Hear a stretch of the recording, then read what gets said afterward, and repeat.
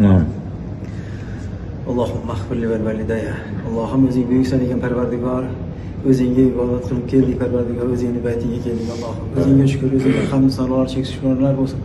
Shu yerga kelishimizga sabab bo'lgan farzandlarimni Allohim o'zing panohingda saqlagin. Barcha farzandlarimizni Allohim ularni ham bola chaqalari bilan shu yerlarga kelib haj amallarni qilishlarini Allohim o'zi nasib aylasin. Amin. Allohim qo'shganlarimdan qo'sha qaratgin, kelinlarimga ham Allohim umriga rizqiga ziyoda qilgin Parvardigor. Qo'shganlardan qo'sha qaratgin. Nimaki niyatlari bo'lsa, farzandlaridan bizga qilganlaridan ziyodasini qaytarib bergin Parvardigor. Allohim o'zing ulug'san ekan Parvardigor. O'zingga hamd sanolar bo'lsin.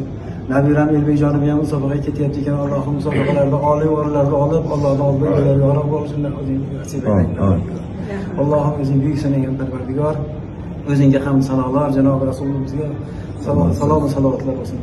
Robbana atina fid dunya hasanatan va fil oxirati hasanatan va qina azaban nar bi rahmatika.